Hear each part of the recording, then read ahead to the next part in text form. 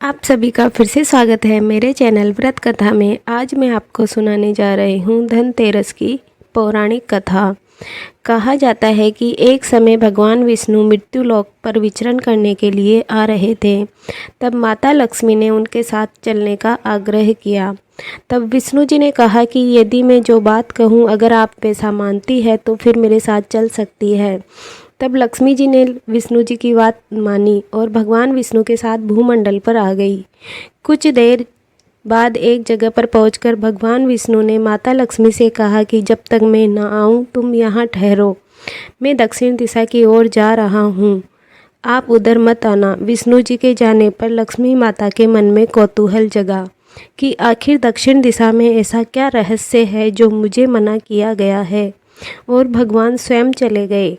लक्ष्मी जी से रहा न गया। जैसे ही भगवान आगे बढ़े, लक्ष्मी माता भी पीछे पीछे चल पड़ी।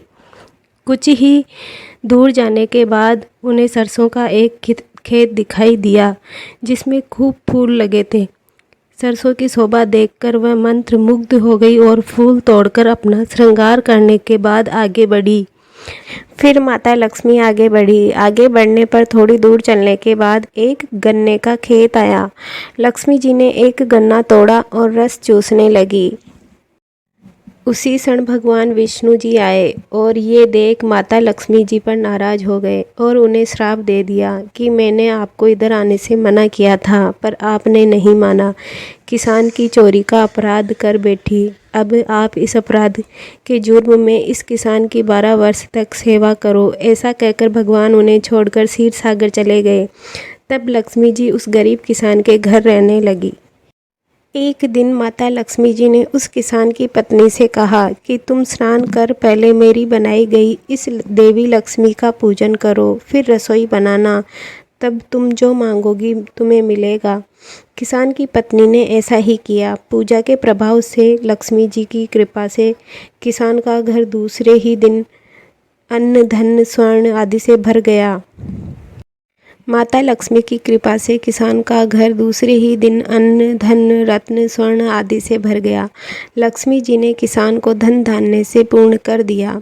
किसान के 12 वर्ष बड़े आनंद से कट गए। फिर 12 वर्ष के बाद लक्ष्मी जी के जाने की तैयारी हुई। विष्णु जी माता लक्ष्मी जी को लेने आए तो किसान ने उन्हें भेजने से इनकार कर दिया। तब भगवान ने किसान से कहा कि इन्हें कौन जाने। माता लक्ष्मी की कृपा से किसान का घर दूसरे ही दिन अन्न धन रत्न स्वर्ण आदि से भर गया। लक्ष्मी जी ने किसान को धन धान्य से पूर्ण कर दिया। किसान के 12 वर्ष बड़े आनंद से कट गए। फिर 12 वर्ष के बाद लक्ष्मी जी के जाने की तैयारी हुई। विष्णु जी लक्ष्मी जी को लेने आए तो किसान ने उन्हें भेजने से इनकार कर दिया।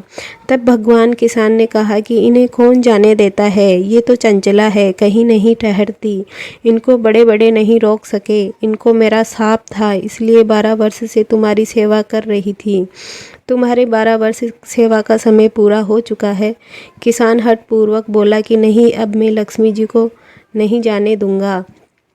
तब लक्ष्मी माता ने कहा, हे किसान, तुम मुझे रोकना चाहते हो तो जो मैं कहूँ वैसा करो। कल तेरस है, तुम कल घर को लीप कर स्वच्छ करना, रात्रि में घी का दीपक जलाकर रखना और सायंकाल मेरा पूजन करना और एक तांबे के कलश में रुपए भर कर मेरे लिए रखना। मैं उस कलश में निवास करूँगी, किंतु पूजा के समय मैं तुम्हें दिखाई नहीं दूंगी। इस एक दिन की पूजा से वर्ष भर में तुम्हारे घर से नहीं जाऊंगी। ये कहकर वह दीपकों के प्रकाश के साथ 10 दिशाओं में फैल गई।